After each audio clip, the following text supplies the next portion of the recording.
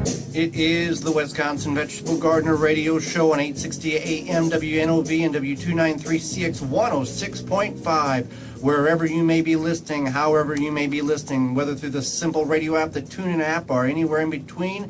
I am your host, Joy Baird. Beside me is my wife, co-host, best friend, and gardening partner. Hi, Baird. The WisconsinVegetableGardener.com now contains over 1,000 garden videos, short and long format, fun and educational, all to help you grow more. You also can find Facebook, Twitter, Instagram, and a whole lot more there. Facebook, all that stuff, live in Milwaukee, Wisconsin.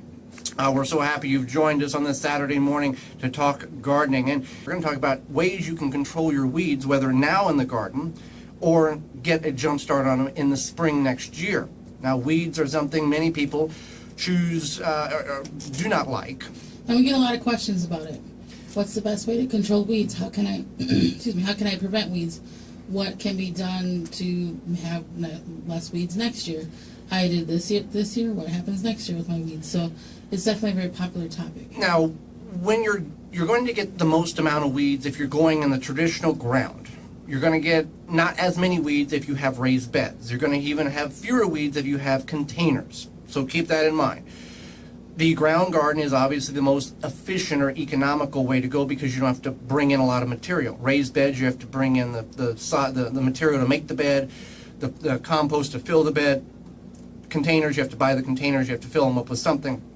So you can kind of look at the different avenues in which work best for you in your particular situation. Now, number one, the best way to control weeds, whether you like it or not, is chemical application. Big farmers do this all the time.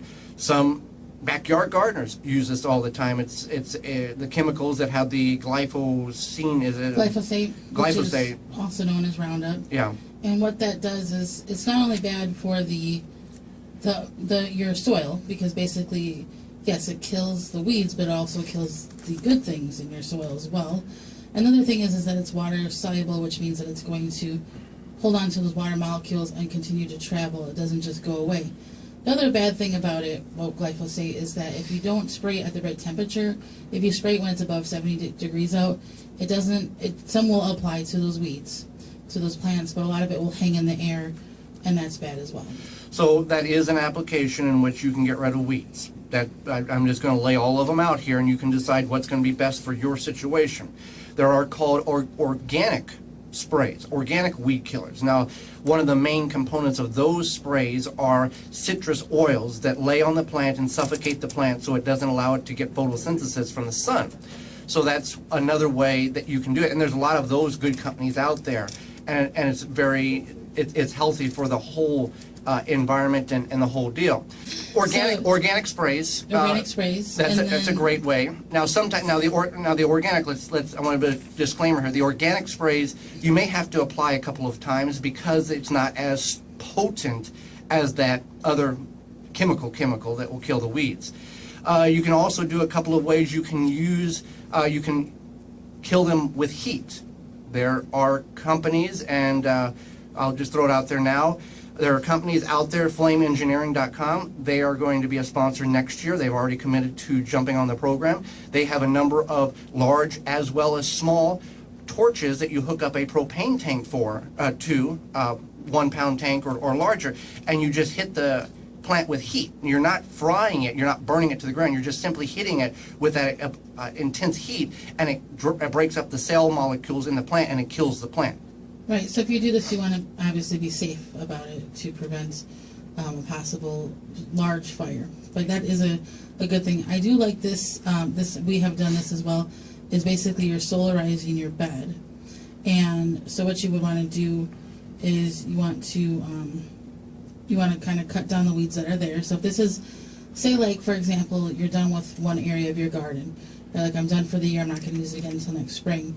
What you would do is you would cut down whatever weeds are there, plants are there, and then you take black plastic and you just cover that area, and it's going to smother those weeds out. You want to mat that plastic down on the edges. Mat it down. Don't just like lay it on top, and make sure it's flat to the ground. 4 to 6 weeks if it's really warm. Otherwise, I would leave it on there probably all through winter. You're going to kill a lot of the microbial life, but once you remove it in the spring and add water to it, a lot of that microbial life will migrate back into that area that has been scorched or oven baked under that black plastic. And what you're doing is you're killing the plants that are there now, as well as you're creating such an environment in which the seeds that are still viable reach a temperature in which it kills the viability of those seeds, so you lessen the amount of weeds that are going to germinate next spring when the plastic gets removed. And you can do this at any time. Say next spring you're done planting and you're like, oh, I still have this room left, I'm not going to use it, or you pull your garlic out or something. You can do that anytime. And also now, the most, what many of us are familiar with is just extracting, removing the weeds, getting our hands and knees, pulling the weeds out. And we want to remove the roots in its entirety, because 99% of these plants, even probably more than that, are propagated by root follicles. So if you just rip the plant out and you leave the roots in the ground, one, the plant may regrow out of that stalk or that root ball system that you removed, the top portion, or two, if you chop up or just leave particles of roots in the ground, those will regrow into multiple new plants.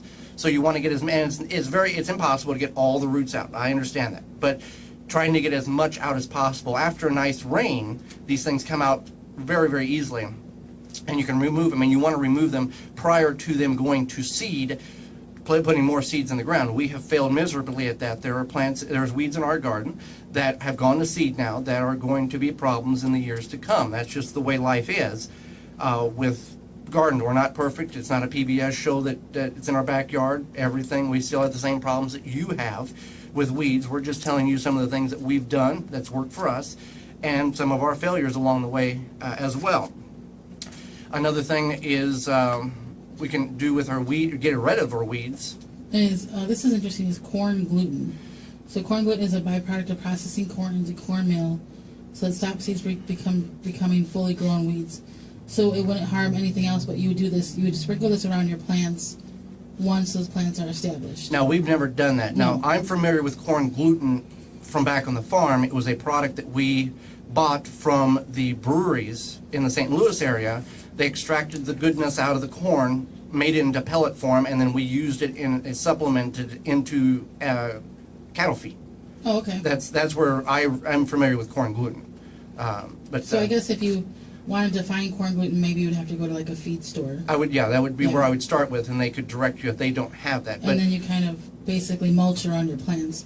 And with that being said, mulch is another good idea to help suppress weeds. Mulch, chemical-free, seed-free grass clippings, straw.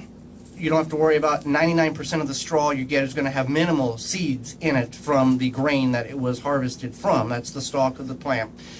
Let's see, what else? Shredded paper, not that appealing, does work, as well as leaves.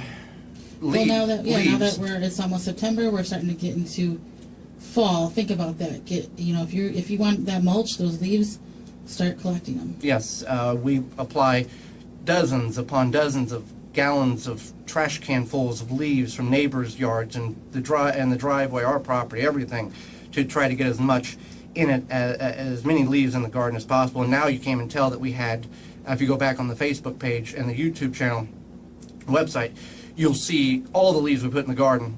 You can't even tell we did anything because they've broke down.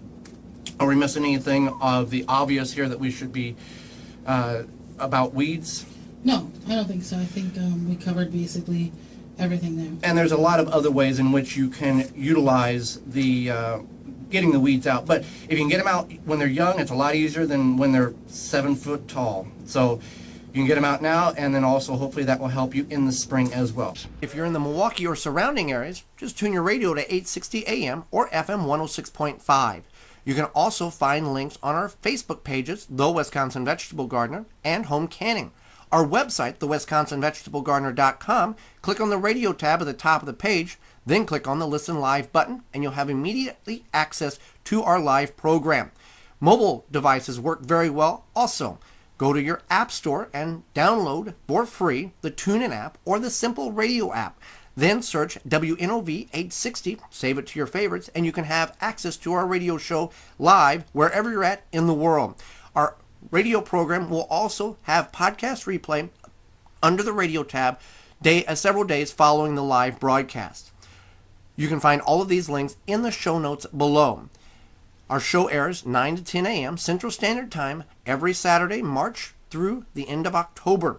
And we want to thank our sponsors because without them, this would not be anywhere possible. You can find all of their links under the radio tab on our website at thewisconsinvegetablegardener.com.